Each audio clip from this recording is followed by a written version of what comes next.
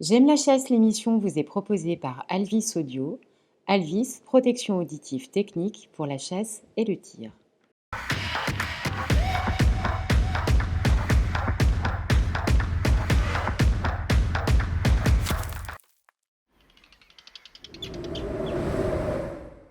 J'aime la chasse, l'émission qui défend la chasse et la ruralité. Bonsoir à tous, je suis ravie de vous retrouver pour cette nouvelle émission. J'ai le plaisir ce soir d'être accompagnée de notre rédacteur en chef Denis. Bonsoir Denis. Bonsoir Amélie. Nous avons également le plaisir de retrouver ce soir Patrick. Bonsoir Patrick. Bonsoir Denis, bonsoir Amélie, vous m'avez beaucoup manqué, je suis content de vous retrouver. Avec plaisir. Au sommaire de l'émission de ce soir, les actualités de la chasse et de la ruralité. Nous l'avons appris il y a quelques jours, un grand chasseur s'en est allé, monsieur Olivier Dassault. Nous nous demanderons si la vidéo de Rémi Gaillard est une incitation à la violence. Dans le Gers, 3 étudiants veulent changer l'image de la chasse. Le musée de la chasse et de la nature de Paris va réouvrir, les travaux sont terminés. Nous parlerons du discours de Willy Schran lors de l'Assemblée générale de la FNC. Nous verrons que la fausse viande est mauvaise pour la santé. Patrick nous dira ce qu'il a pu voir sur les réseaux cette semaine. Denis, quant à lui, nous dira ce qu'il a pu lire dans les médias cette semaine. Pour notre dossier équipement, nous recevrons Clément qui va nous présenter la société Cor Caroli et GPO, une gamme d'optiques qu'il distribue. Nous sommes ensemble pendant 1 heure. C'est parti.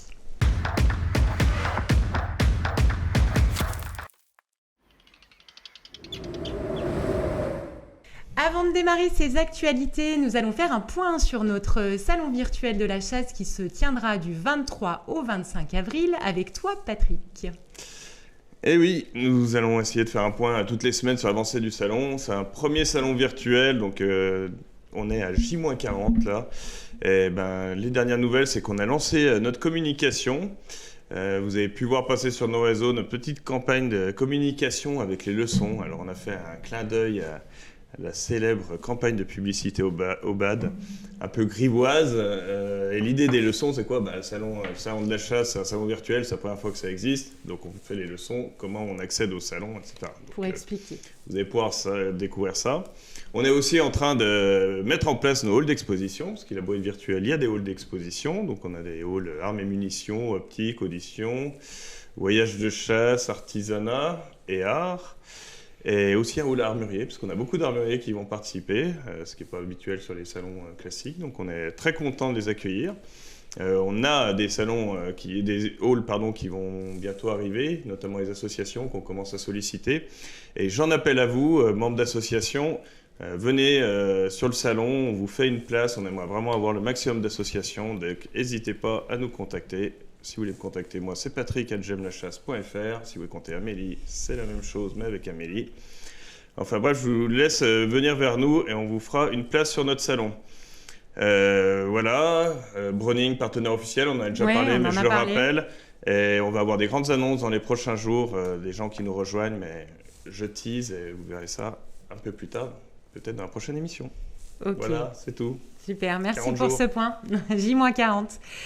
Denis, on va démarrer ces actualités. On a malheureusement appris il y a quelques jours le décès d'Olivier Dassault. Tu voulais nous reparler de Monsieur Dassault.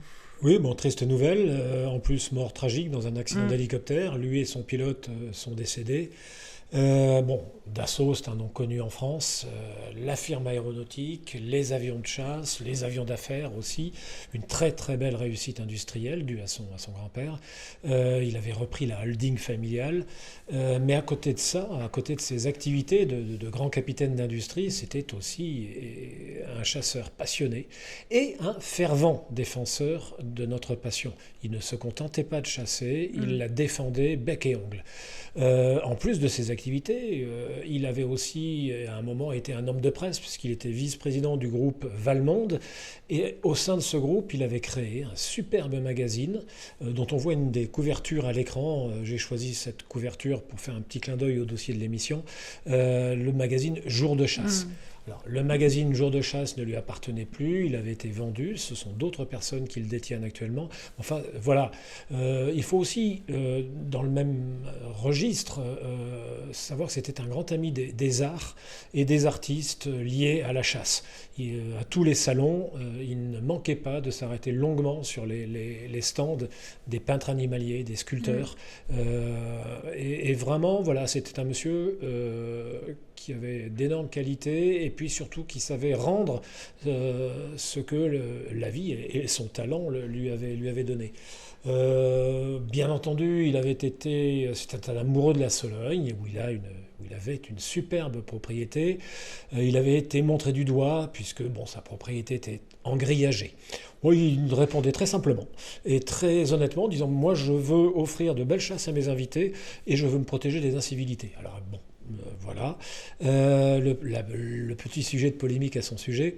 Mais par contre, sa mort tragique a été entachée par une suite de communication, de tweets, de posts Facebook. Enfin bon, comme d'habitude, l'ignominie s'est répandue sur les réseaux sociaux de la part de nos opposants. On en voit un florilège là à l'écran actuellement.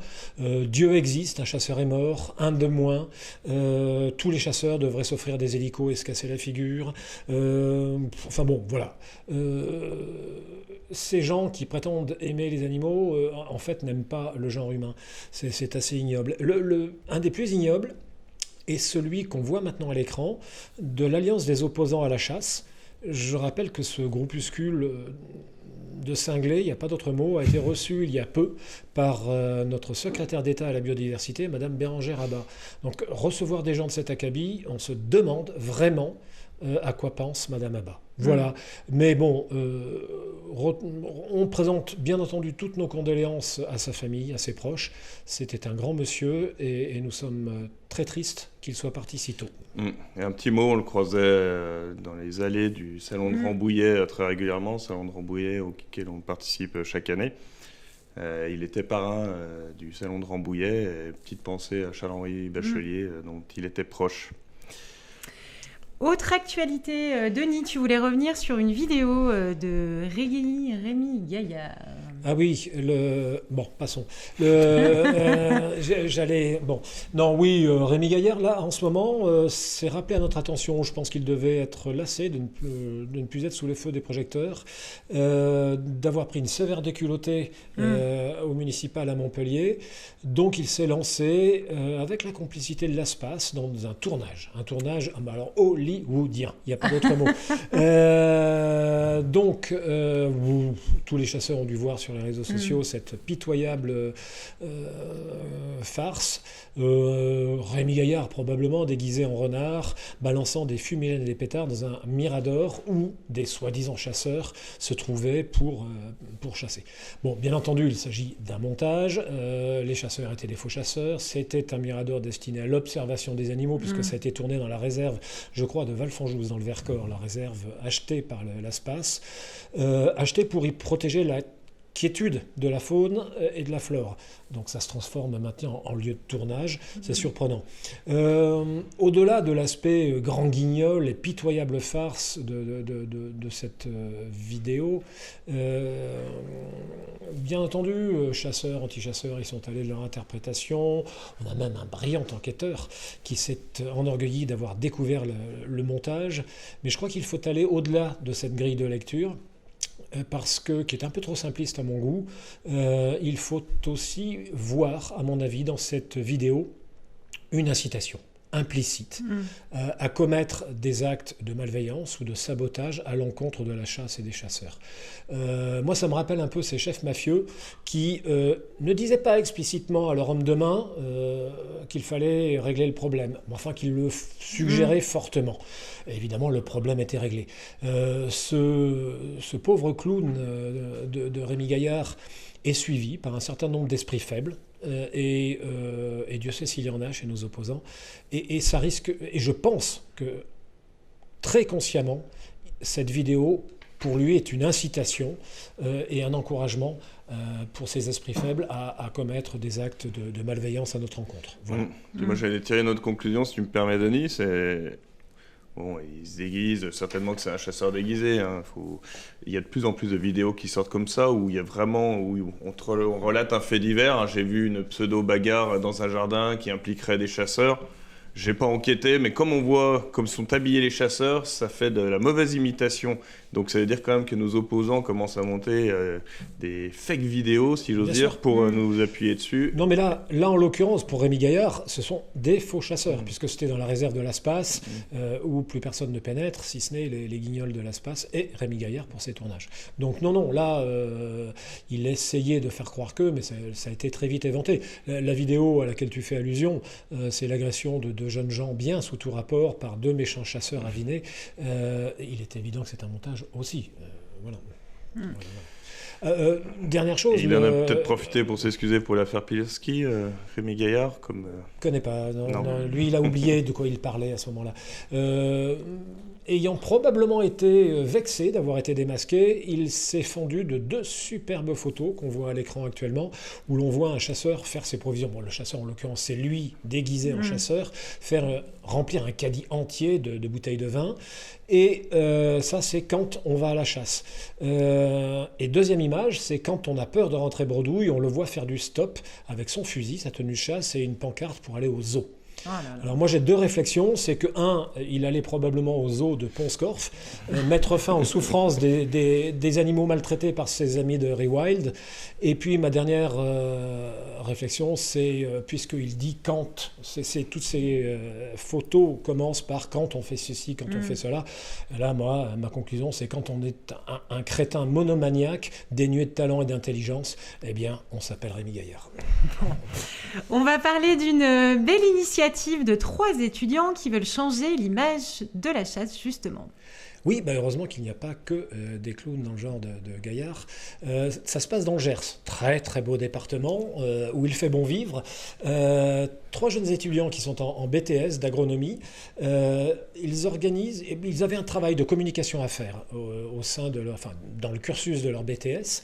Et comme ils sont chasseurs, tous les 3, 2 garçons et une fille, ils ont dit on va faire un travail pour communiquer positivement sur la chasse. Donc c'est une très très bonne initiative. Ils ont eu une petite cagnotte d'une 50aine d'euros. Bon, évidemment, c'est à la mesure des finances d'étudiants en BTS.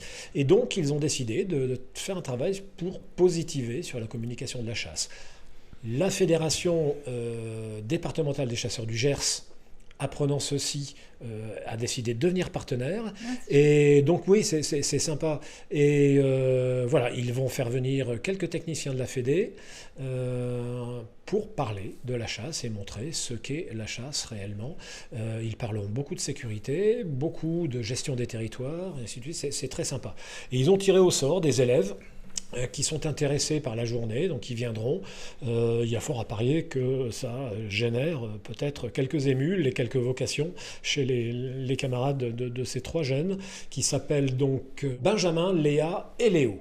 Voilà. Mais ce qui est sympa aussi, c'est qu'ils pratiquent chacun un mode de chasse différent. Il y en a un qui chasse le gibier d'eau, d'autres le migrateur, et puis l'une, Léa, j'avais fait un article à son propos, c'est la plus jeune présidente de société de chasse en France. Voilà. C'est chouette comme ça. Chacun leur... Voilà, ils pourront présenter chacun leur mode de chasse. Non, je trouve que c'est remarquable. Très très bonne initiative de ces 3 jeunes. Ouais. Voilà.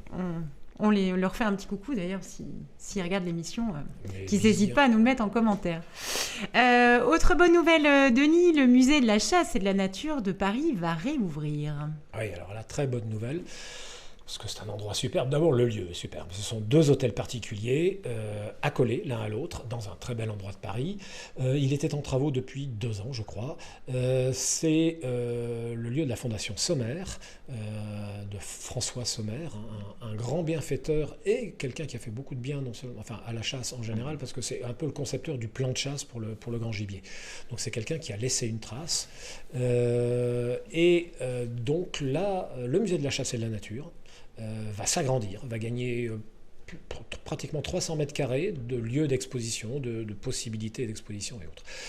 Ce sont les fameux hôtels particuliers de Montgelins et puis de Guénégaud, qui sont accolés avec c'est amusant parce qu'ils sont en 69, ils ont pratiquement des cours intérieurs opposés l'un et l'autre, tête bêche, c'est très drôle. Qui héberge aussi le club de la chasse. Il y a aussi, bien entendu, le club de la chasse et de la nature, avec toutes les facilités qu'il offre aux chasseurs parisiens principalement. Donc maintenant, voilà, 2 étages complets, d'exposition et la directrice, la conservatrice de ce musée entend se lancer dans une grande politique d'exposition et de soutien aux artistes. Donc je pense que beaucoup de nos amis, artistes animaliers, peintres et sculpteurs, trouveront là des lieux d'exposition ô combien prestigieux. Mais il y a souvent des expositions, hein. Je visite régulièrement le musée. Il y a notamment des expositions d'art contemporain qui ne sont pas directement liées avec la chasse. Ouais. Donc, cette ouverture quand même à l'art. À l'art en général, mais c'est vrai que c'est quand même lié aussi nature, au rapport à l'homme et à la nature. Voilà. Comme on ne l'a pas vu depuis longtemps et que beaucoup d'entre vous et nous n'y sommes jamais allés, je vous ai préparé un petit diaporama avec des images que j'ai prises à droite à gauche pour vous donner envie, parce que franchement le lieu est super. Bon, on va le regarder, il dure 2 minutes, c'est très sympa.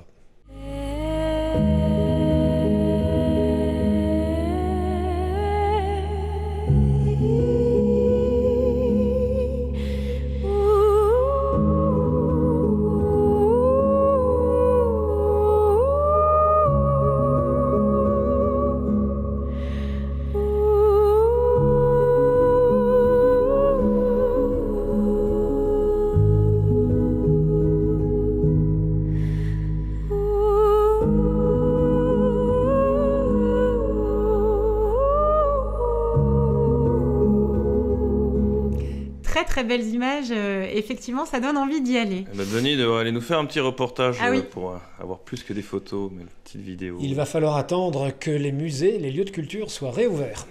Bon, allez, ça sera dans pas longtemps. On a le droit de s'entasser dans le métro et dans les trains, mais pas dans un musée. Non. Voilà. C'est comme ça. Denis, tu voulais revenir sur le discours de Willy Schrall lors de l'Assemblée générale de la FNC. Oui, comme toute assemblée générale, il y a un rapport sur le moral qui est fait par le président. Et vous imaginez bien que cette année, le rapport sur le moral, il y avait beaucoup à dire. Le président, Willy Schrall, l'a dit, et à mon avis, l'a très bien dit. Il m'arrive d'être critique, mais là, son discours était remarquable. J'en ai fait un article sur notre site J'aime la chasse, dans lequel il est mis in extenso, mais je l'ai un peu synthétisé. Il faut y voir 2 grandes thématiques. Alors, dans un premier temps, des thématiques techniques internes à la chasse, comme le bilan de la chasse en période de confinement et de couvre-feu, les implications de la grippe aviaire sur la chasse au gibier d'eau, les dégâts aux cultures. Concernant les dégâts, Willy Schrall a fait une annonce dans ce discours. Il a bientôt rendez-vous au plus haut sommet de l'État, au plus haut niveau de l'État, pour parler indemnisation et probablement faire des annonces ensuite quant à un nouveau système concernant les indemnisations. Ensuite, évidemment, il a parlé de sécurité, ainsi de suite. Mais ce qui est nouveau dans le discours d'un président de la Fédération nationale de chasse, c'est que le volet presque le plus important était consacré à un volet politique. Alors politique au sens large du terme.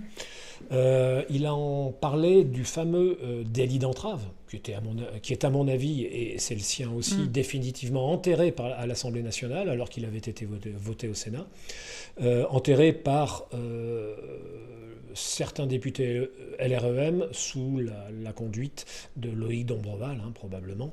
Mais il cite les travaux de 2 députés, Martine Leguy-Ballois et Alain Péréa, qui eux vont travailler sur une autre direction pour essayer quand même d'arriver à faire en sorte qu'une activité légale ne puisse pas être entravée et que si elle l'est, ce ne soit pas qu'une contravention de 5e catégorie.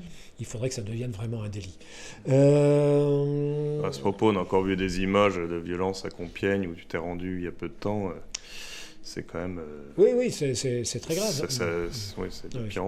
Oui, mais justement, Patrick, le président a fait référence à cette montée de la haine, dans un premier temps, et donc de la violence, parce que l'un ne va pas sans l'autre.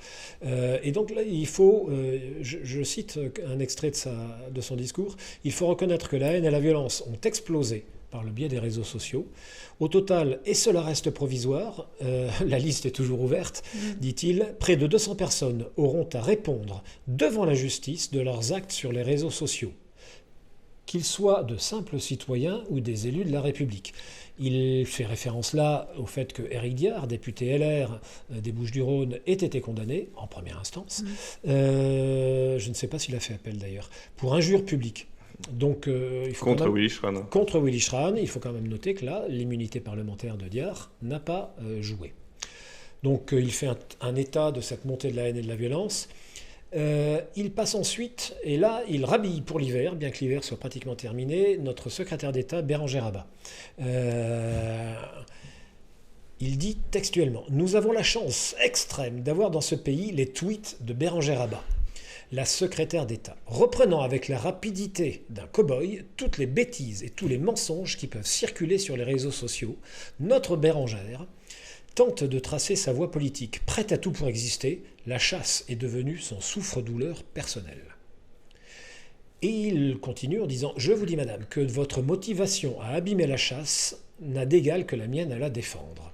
Alors, madame, agissez et agissez vite avant qu'un drame ne se produise, drame dont vous serez en partie responsable, en passant vos journées à jeter de l'huile sur le feu à travers vos communications maladroites et dangereuses pour tout le monde. » Le président met là le doigt sur quelque chose d'important. C'est quelque chose qu'on a déjà dit ici lors de cette émission. Il y a ceux qui passent à l'acte, mais il y a ceux qui ont incité au passage à l'acte. Et évidemment, des gens comme Clément, Rigaud, Gaillard et maintenant Madame Abba, on peut se demander s'ils n'incitent pas. Voilà. Après avoir rhabillé la secrétaire d'État, il s'attaque à sa chef, la ministre, Madame Pompili. Et il dit que Madame Pompili et la Commission européenne sont vraiment engagés dans la réduction du périmètre des chasses, en règle générale. Là, il y a une alliance objective entre la technocratie européenne et notre ministre de la Transition écologique. Il cite, bien entendu, et il s'attarde un peu sur l'affaire du plomb dans les munitions, de chasse et de sport d'ailleurs. L'Europe, oui, a encore frappé. Alors il dit, après des mois d'examen de texte, de consultation, d'argumentaires, de courriers élaborés par la FNC, et le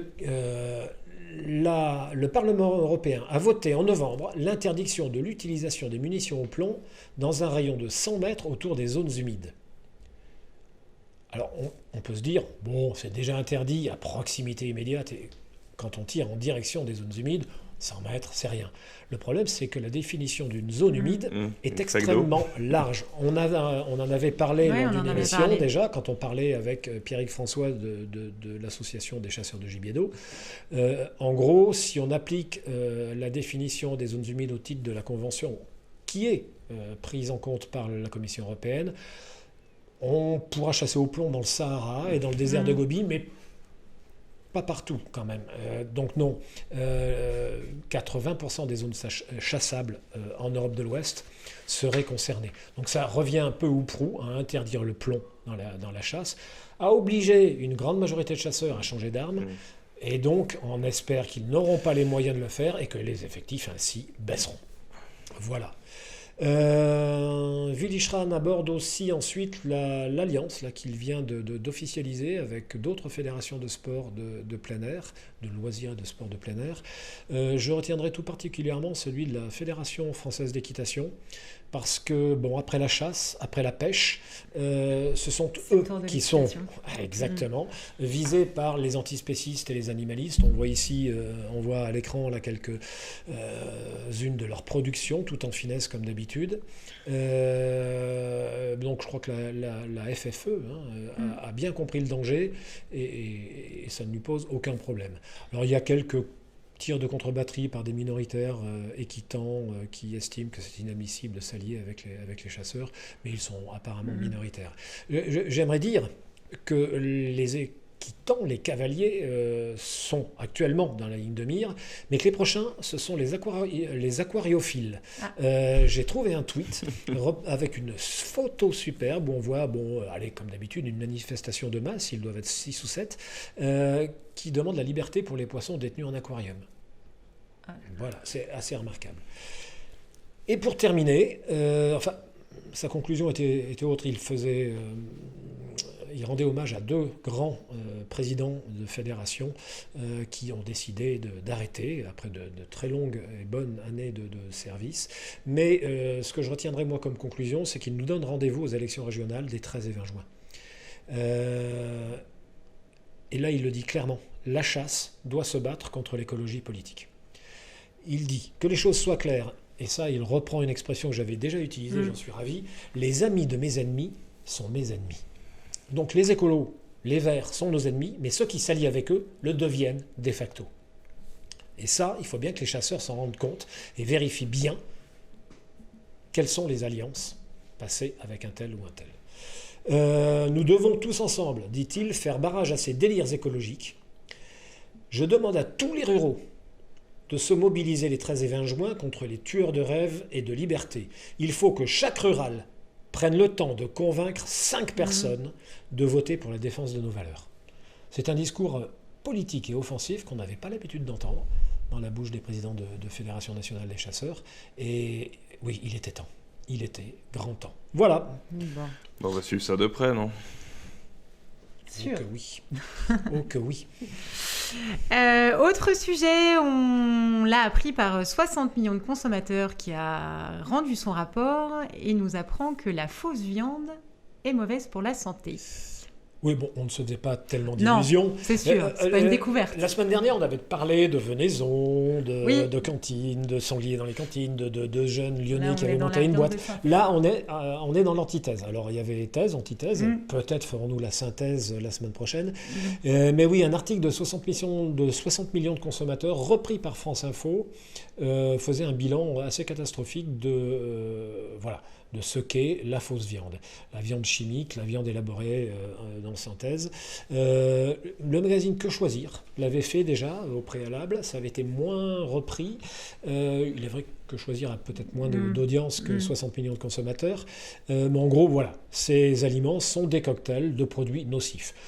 Beaucoup trop de gras, beaucoup trop de sel, beaucoup trop de sucre, des ingrédients bizarres et variés, des texturants, des additifs. Bon. Une côte de bœuf n'a rien de tout cela. Ce qui est intéressant, c'est que le magazine en question donne la parole à un expert en alimentation qui nous dit « Les consommateurs importants d'aliments ultra transformés, comme cela, sont plus à risque de maladies chroniques. Ce sera l'obésité, le diabète de type 2, les maladies cardiovasculaires ou le syndrome d'hypertension. » C'est pas conseillé en ce moment. Ouais, en plus. Voilà. Moi, je dirais qu'en période de Covid, évidemment, c'est encore moins conseillé. Mais de toute manière, même en période normale. Que Choisir s'attardait aussi sur le cas des nouveaux fermiers. Alors, nouveaux peut-être, mais leurs fermiers, certainement pas. D'ailleurs, ils sont attaqués en justice par je ne sais quel syndicat agricole qui entend leur faire retirer le nom de fermier. Parce que quand on est fermier, on exploite des terres, ceux qui, eux, ils n'exploitent que la crédulité des véganes. C'est autre chose. Et des éprouvettes. Voilà. Donc voilà, c'était un lancement à grand fracas. Ça devait casser la baraque. Je crois qu'ils ont en plus des difficultés financières.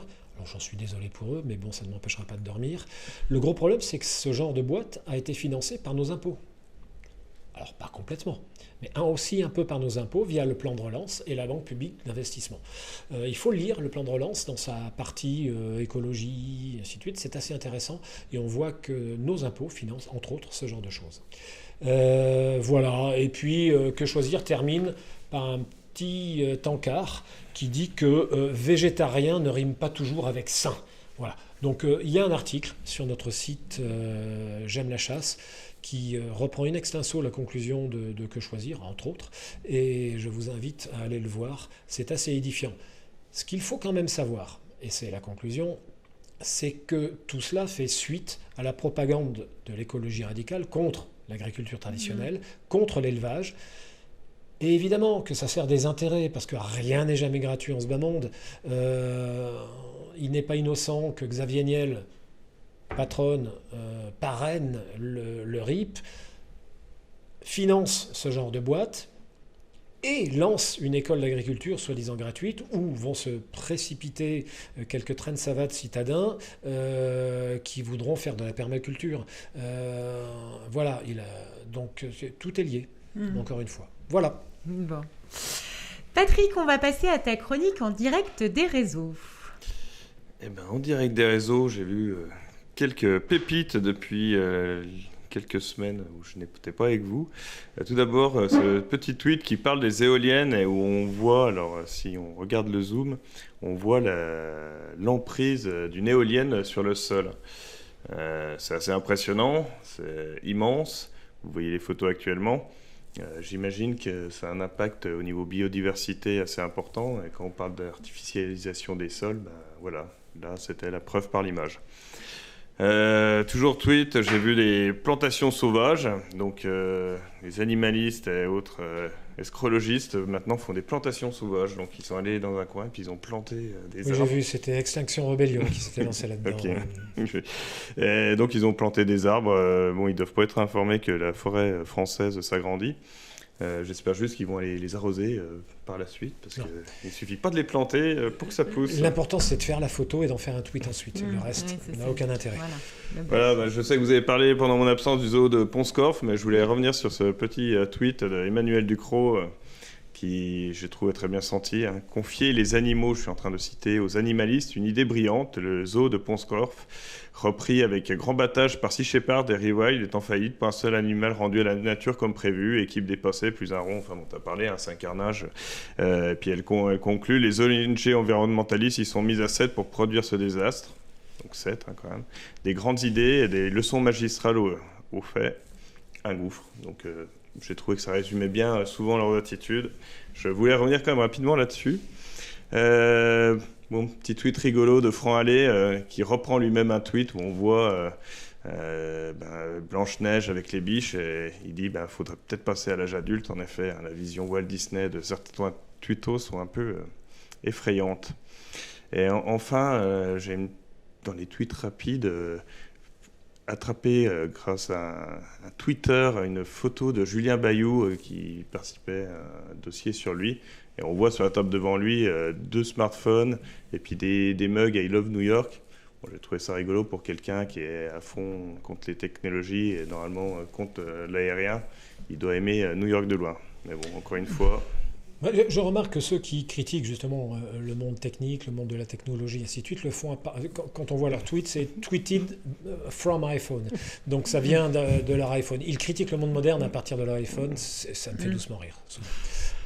Voilà. Toujours dans les tweets assez effrayants, une élue verte strasbourgeoise qui ne veut plus y éliminer les nuisibles. Je crois que vous en aviez parlé sur Paris d'une autre élue qui était partie là-dessus. Mais là, on a une vidéo qui est assez remarquable, Patrick. Ouais. On va la lancer.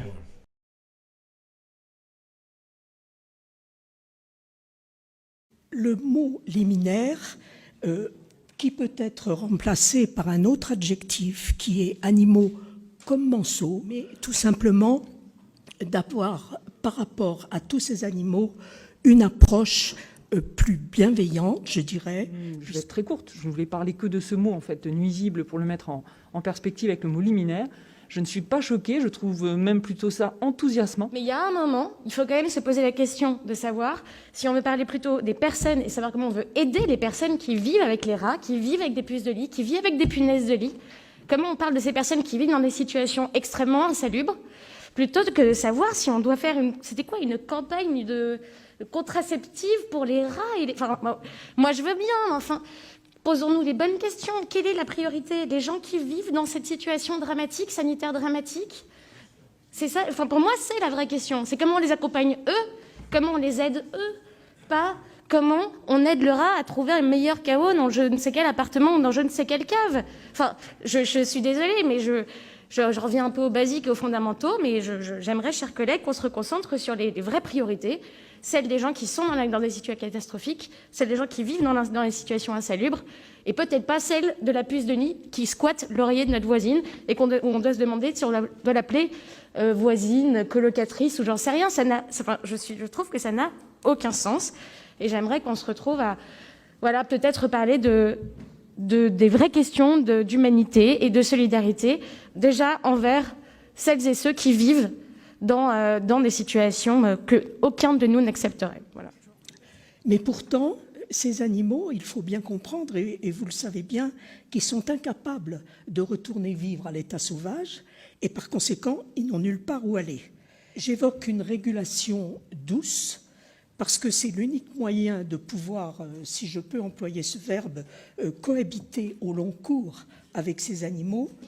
Mais je me demande si on n'est pas en train de dérailler un peu là.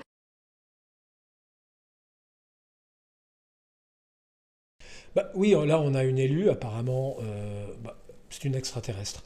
Il se trouve que dans un des quartiers de Strasbourg, qui s'appelle Neuhof, il y a une invasion de rats et de punaises de lit. Vous imaginez les conditions de vie insalubres des habitants de ce quartier populaire.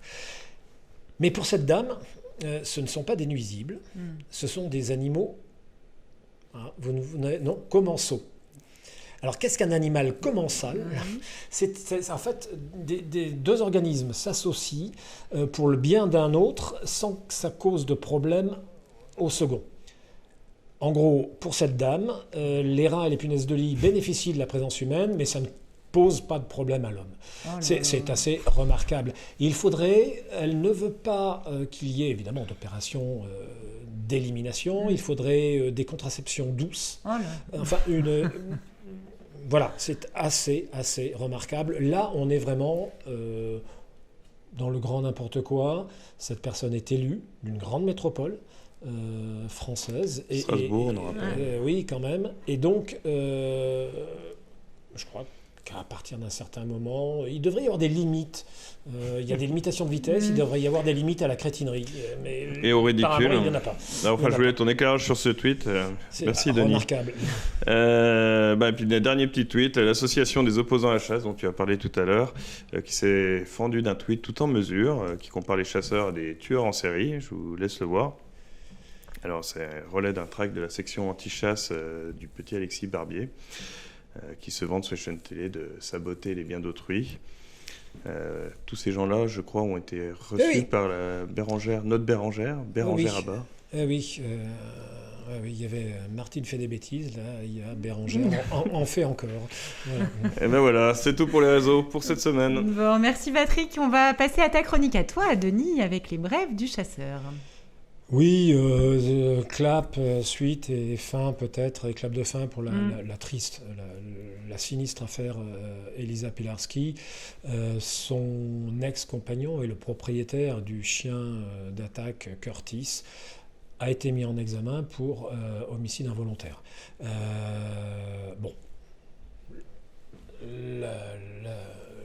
La justice suit son cours. Moi, ce que j'aimerais remarquer, c'est un certain nombre de choses. Dans un premier temps, que l'annonce de la mise en examen de ce monsieur n'a pas été repris comme avait été reprise la soi-disant culpabilité des chiens de vénerie dans la mort atroce, encore une fois, de cette jeune femme. Là, tout le monde s'y était mis. Tout le monde. Par contre, le fait qu'il y ait un revirement complet à 180 degrés dans l'enquête n'a été repris par que peu de gens. Donc déjà... Peut-être qu'ils n'avaient pas envie de manger leur chapeau. C'est parfois indigeste, oui. D'où l'intérêt de sortir tête nue. Mais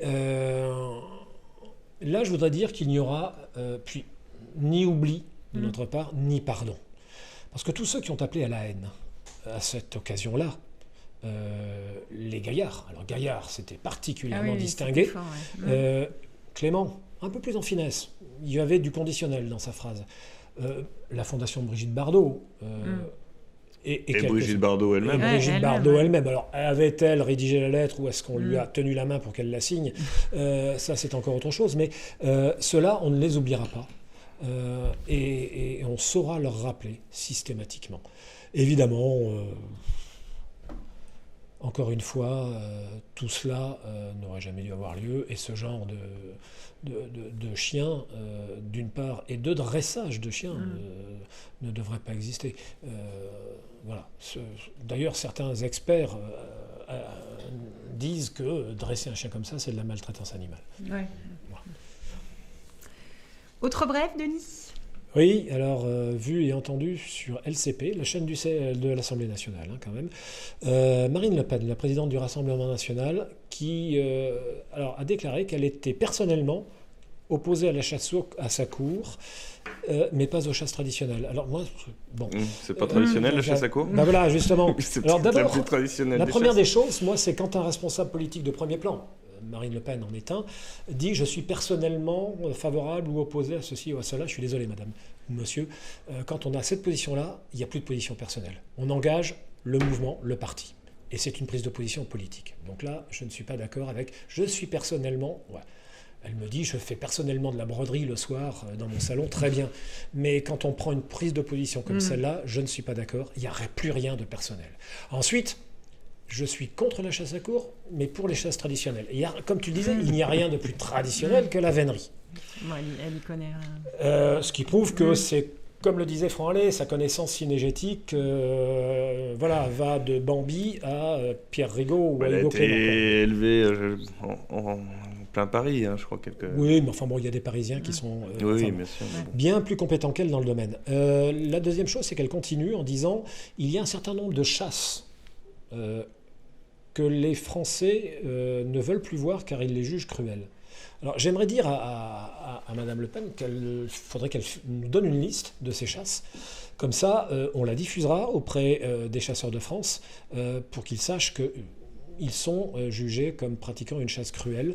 Et puis, ça pourra peut-être permettre de la faire réfléchir parce qu'au niveau électoral, elle ne sait pas ce qu'elle gagne, et à mon avis pas grand-chose, mais par contre, elle va voir ce qu'elle perd.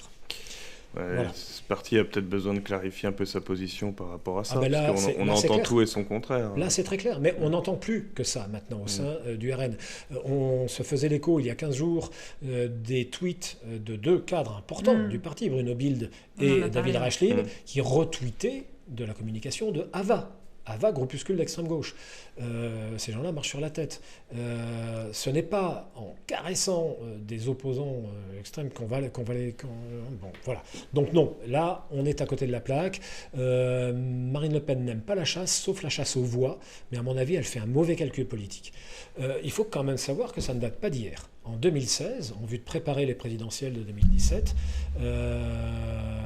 au Rassemblement national, on avait lancé un comité pour la cause animale. Ça s'appelait Bello Argos. Alors Bello, c'était le nom du chat du poète Joachim du Bellay. Argos, c'était bien entendu le chien de Hercule. C'est dirigé par la fameuse eurodéputée Sophie Montel.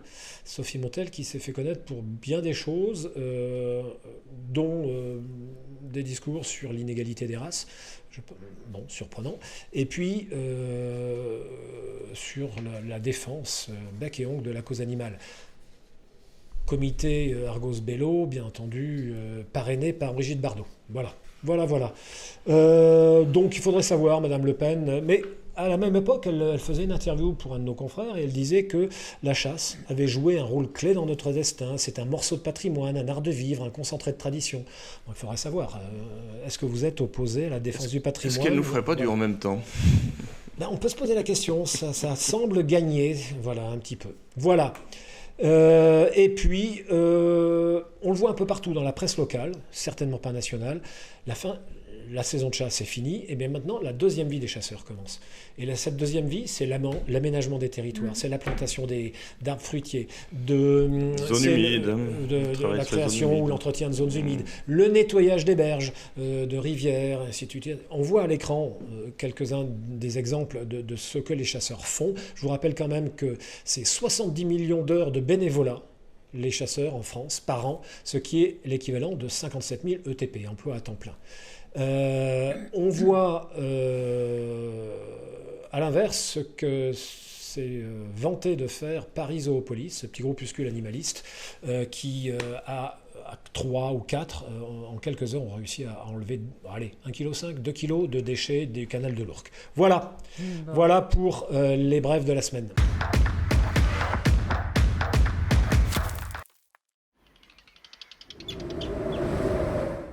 Bien, Clément, bonjour. Donc, vous êtes dans les locaux de Cor Caroli.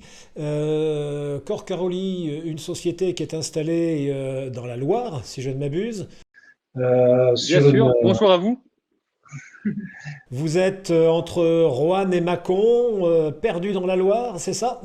C'est bien ça, dans les hauteurs du Beaujolais, effectivement, bien tranquille. on peut le dire. Bon, bah, vous avez beaucoup de chance. Ravi de vous avoir. Vous allez nous parler de Corcaroli, de quelque chose qui, à mon avis, est très intéressant. Mais je crois aussi que nous allons nous voir bientôt, puisque vous êtes exposant au Salon virtuel de la chasse, c'est ça? Bien sûr, et c'est avec plaisir qu'on va exposer. Donc voilà, à cette grande première, ce salon virtuel. C'est vraiment, on n'a pas réfléchi longtemps avant de valider votre proposition. C'est vrai que ça nous semble vraiment intéressant, vraiment dans l'air du temps, et c'est vraiment dans la dynamique de l'entreprise que de participer à ce salon. Justement, l'entreprise, dites-nous quand même dites-nous ce qu'est Corcaroli exactement, pour commencer. Bien sûr, donc comme vous l'avez dit, nous sommes situés à Belmont-de-la-Loire, donc à une heure de Lyon. On est donc importateur et distributeur d'équipements de loisirs et de chasse plus précisément. On a commencé en 2001. On a une autre entreprise qui est la société Agoratech, donc qui est un petit peu dans le même modèle. On importe et on distribue donc dans la société Agoratech de la coutellerie, de l'équipement pareil, de l'éclairage avec la marque Nightcore, de la défense avec la marque Sabre Red et les bombes de défense. Et du coup, pour en revenir à Corcaroli, on va avoir plusieurs grandes marques, notamment donc ATA sur du fusil de chasse et des carabines, Bettin Soli, avec donc une marque qui est déposée Mercury Mansart, qui est sur du fusil également, vraiment pour le marché français. Et après, on va également avoir des marques d'optique avec avec Holosun, excusez-moi, Nikon, Vortex et donc la dernière en date, donc GPO, pour laquelle je viens vous parler aujourd'hui. Oui, justement, c'est bien de terminer par GPO. La liaison est parfaite puisque on avait décidé ensemble de mettre un coup de projecteur sur GPO. Alors GPO, c'est German. Rappelez-vous. German Precision Optics, effectivement. Ok, voilà, c'est ça. Je voulais voir. C'était un test. Donc, une marque d'optique. Donc, je crois que le concept est un peu particulier. Ce sont d'anciens de chez Swarovski, peut-être Zeiss aussi, qui ont décidé de mettre en commun leurs compétences acquises dans ces grandes firmes pour lancer un concept particulier. Vous allez nous l'expliquer certainement. Bien sûr, bien sûr. Donc effectivement, vous avez raison. Donc c'est d'anciens professionnels du secteur, donc de l'optique allemand, qui ont décidé de lancer donc une entreprise avec comme but, on va dire vraiment la qualité produit en premier et passer le marketing et la communication en second. C'est d'ailleurs peut-être pour ça que vous n'avez jamais entendu parler de la marque. C'est parce que voilà, ils sont vraiment focalisés pour le moment sur le produit. Il faut savoir également que c'est une marque très récente puisqu'elle a été lancée en 2015, mais vraiment avec comme objectif la qualité produit. Et on l'entend au quotidien, c'est-à-dire qu'ils veulent améliorer les produits. Vraiment, tout passe par le produit et le développement produit. D'accord, donc quand on achète une lunette ou une paire de jumelles, on achète une paire de jumelles et une lunette et pas du marketing et de la publicité, c'est ça? C'est tout à fait ça, effectivement. Je crois que ils sont situés en Allemagne, dans le sud, près de Munich. Je crois que le concept, c'est qu'ils fabriquent, ils conçoivent en Allemagne. Les composants les plus importants, les plus pointus, les plus techniques sont fabriqués en Allemagne. Puis ensuite, tout ça est envoyé en Asie pour être assemblé et revenir ensuite, c'est cela? C'est ça. En fait, ils gardent tout ce qui est R&D, développement et test en Allemagne, de manière à vraiment que le produit conçu soit de très bonne facture, très bonne qualité, et que les composants soient vraiment au top. Et derrière, ils font également les tests pour vérifier et puis du coup tenir leur cahier des charges qui est très, très rigoureux. Et du coup, ils cherchent vraiment la qualité à tout niveau.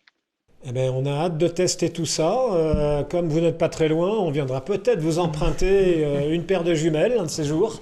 Il n'y a pas de souci. Il n'y a pas de souci. Bon.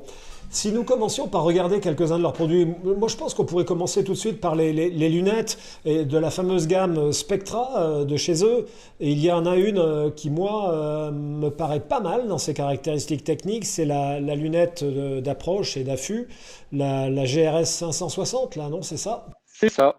Donc effectivement, donc c'est une Spectra 5X. Donc regardez, on va faire même un unboxing si on peut dire. Donc vous voyez, voilà, On va faire l'unboxing, d'accord.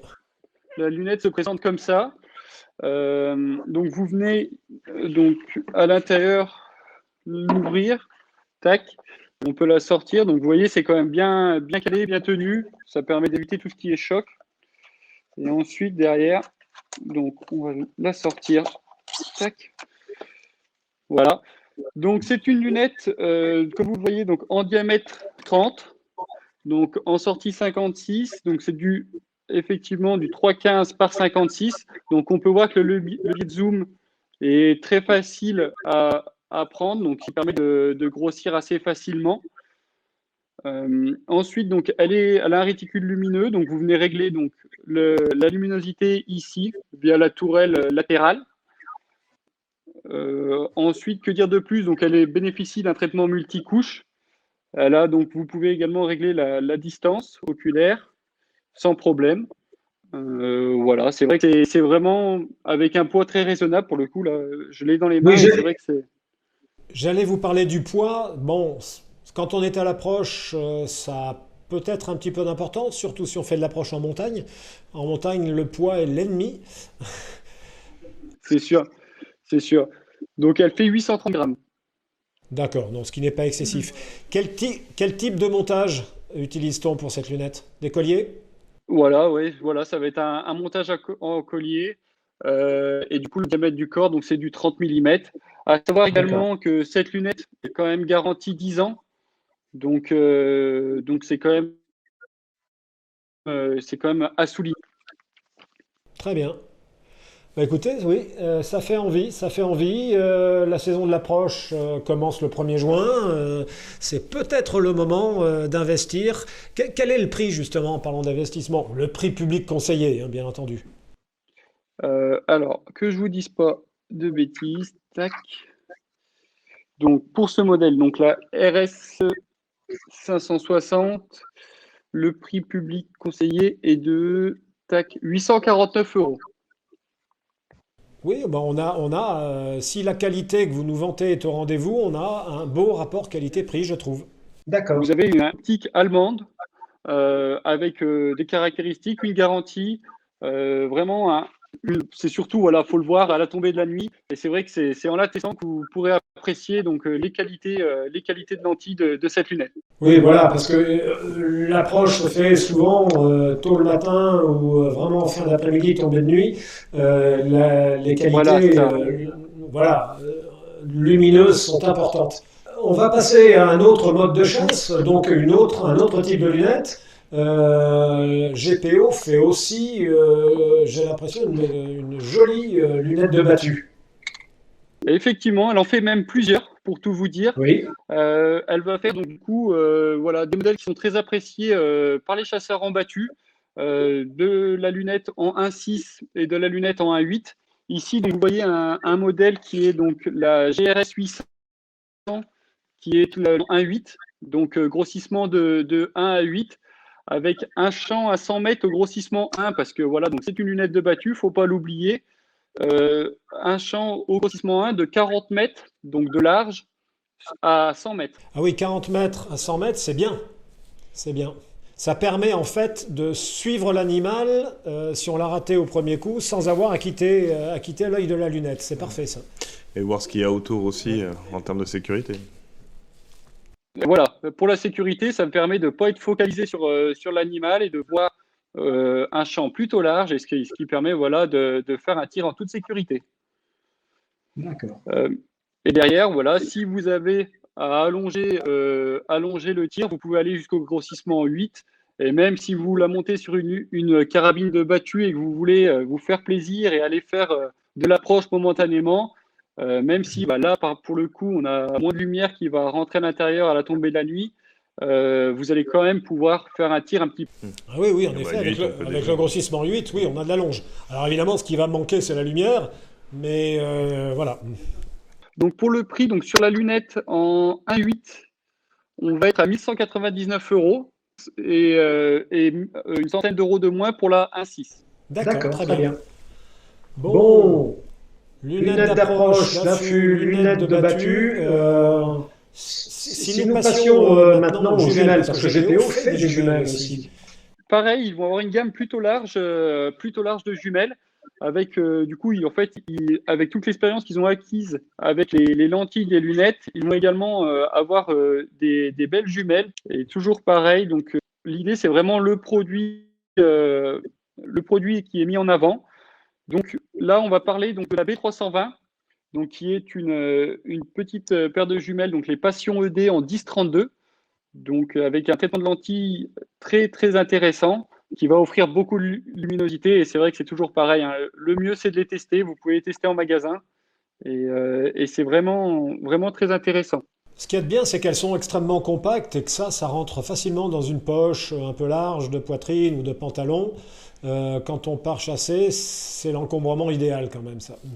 Bien sûr, bien sûr. Dans une grande poche de veste, vous pouvez facilement les mettre, les glisser à l'intérieur, et vous avez quand même des produits d'une extrême qualité avec une taille assez réduite. Elles ont un bon champ de vision d'après ce que j'ai vu dans les caractéristiques techniques, hein.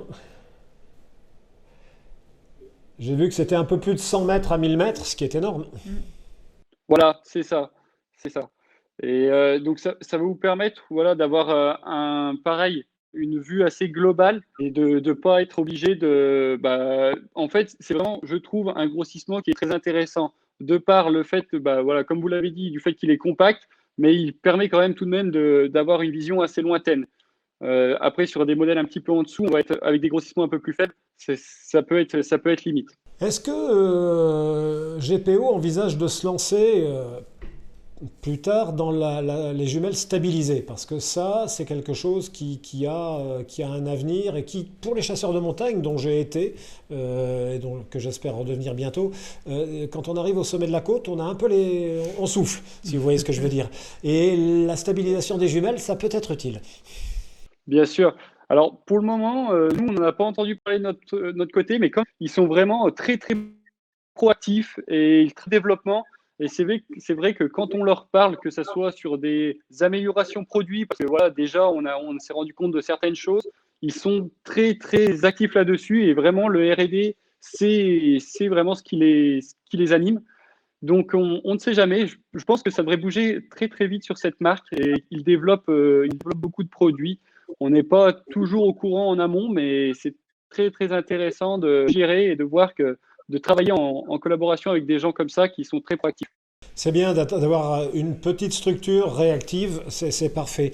Je crois que dans un autre gabarit, il y a une autre paire de jumelles dont vous vouliez nous parler, c'est la 856, là. Alors là, qui est peut-être plus pour de l'observation animalière ou ornithologique, parce qu'elle est un peu plus encombrante, voilà. Bien sûr. Donc, vous le voyez déjà, il faut savoir qu'elles sont livrées dans de beaux étuis qui vous permettent, que vous pouvez mettre en bandoulière et qui vous permettent quand même de la déplacer sans l'abîmer, et dans une boîte qui est très qualitative. Et effectivement, donc là, on va être sur un grossissement qui va être tout différent, avec un poids qui, pareil, hein, va avec. Donc, c'est des 8,56. Donc là, pareil, on a une grande sortie donc, qui va offrir beaucoup de lumière. Et toujours pareil, si vous voulez, à la tombée de la nuit, observer, vous allez avoir beaucoup de lumière qui rentre à l'intérieur des jumelles. C'est très intéressant à utiliser et agréable. Et le traitement multicouche qu'on a sur les lunettes, on le retrouve évidemment sur l'optique des jumelles. Bien sûr, bien sûr. Voilà, vraiment, c'est pour ça d'ailleurs que beaucoup de fabricants d'optique fabriquent des lunettes et des jumelles, parce que le savoir-faire, en fait, pour les produits, que ce soit les lunettes, peut se transmettre pour les jumelles. Alors, on n'a pas parlé du prix de la première paire. Donnons le prix de celle-ci déjà dans un premier temps, et on parlera du prix on évoquera le prix de la première, la paire compacte ensuite. Bien sûr. Donc pour celle-ci, on va être aux alentours de 699 € en prix magasin. Donc c'est vraiment très raisonnable pour des jumelles de cette qualité-là. C'est vrai que sur le marché des jumelles, on se rend compte qu'il y a beaucoup de produits, et à tous les prix. Moi vraiment, ce que j'invite à faire, c'est utiliser les deux paires de jumelles et après comparer les niveaux de prix. Et on va se rendre compte que des fois, sur des jumelles, des prix, on va dire, au-dessus de 1 000 €, on va avoir des qualités qui sont presque similaires à celles-ci. Donc après, il suffit de se demander si l'écart de prix est vraiment, vraiment logique et justifié. Et pour le coup, Et donc la petite paire compacte est à combien, s'il vous plaît, Clément? donc les GB320, elles, donc les Passion ED en 10-32, elles vont être à 399 €. Donc on voit que c'est vraiment très intéressant comme prix. C'est-à-dire que toujours pareil, faut vraiment se rendre compte que sur le marché, il y a beaucoup de produits et celle-ci reste très raisonnable, un budget très raisonnable pour cette qualité-là. Et Clément, une petite question sur la distribution. On la trouve dans beaucoup d'armureries. Alors Cette bien marque sûr, je vous l'ai pas dit au départ, mais Core Caroli, donc nous, on est importateur-distributeur et on redistribue dans toutes les armureries de France. On travaille également avec des opticiens un petit peu partout en France parce qu'on a des marques comme Nikon qui font beaucoup de jumelles sport optique et chez qui vous pourrez les retrouver donc chez vos opticiens et effectivement en armurerie. C'est vrai qu'on travaille avec quasiment la totalité de France. J'imagine que sur votre site internet, vous mettez la liste de vos revendeurs? Bien sûr, vous pouvez donc taper votre code postal sur notre site internet et vous pouvez accéder du coup aux armuriers, à nos clients, à nos revendeurs près de chez vous. Ouais, mais les armuriers, comme je le disais en début d'émission, seront très présents au salon. D'ailleurs, je leur fais un petit coucou parce que cette émission est diffusée dans les armureries, donc ils vont pouvoir nous entendre. Ça pourra être intéressant pour les visiteurs du salon, puisque vous allez pouvoir faire la présentation, et s'ils sont convaincus, ils pourront aller directement acheter dans les stands d'à côté de nos amis armuriers. C'était un petit... Ouais, c'est avec plaisir. C'est vrai qu'on a déjà commencé de leur présenter, donc le présenter à nos professionnels, nos revendeurs, et ils sont plutôt satisfaits et ils ont vraiment envie de découvrir les produits. C'est vrai qu'il y a des produits au milieu qu'on a un petit peu perdu de vue, comme des lunettes mixtes avec une 1,5-9 par 44, donc un grossissement de 1,5 à 9, donc qui est vraiment une lunette intermédiaire et on va caractériser de mixte et qui vraiment est très très appréciée et très bienvenue chez nos revendeurs, chez nos collaborateurs, et ça fait vraiment plaisir. Eh bien Clément, un grand merci d'abord de nous avoir présenté l'entreprise dans laquelle vous travaillez et puis de nous avoir présenté cette nouvelle marque allemande qui a l'air absolument intéressante en tout cas. Vous passerez les voir à l'occasion, il n'y a pas de problème. Ah mais ce sera avec un grand plaisir, surtout si ça doit me faire traverser le Beaujolais en plus. Voilà. Bon, Clément, un grand merci. Longue vie à Core Caroli, longue vie à GPO, et puis à très bientôt dans les couloirs du salon. On se retrouve au salon, il n'y a pas de problème. Merci à vous.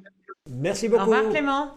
Cette émission touche à sa fin. Je vous remercie de nous avoir suivis. Je vous rappelle que vous pouvez nous suivre sur tous nos réseaux Facebook, YouTube, Instagram, Twitter et sur notre site internet j'aimelachasse.fr. Mettez des j'aime ou des commentaires, parlez de cette émission autour de vous. On se retrouve dimanche prochain. D'ici là, passez une excellente soirée. À bientôt.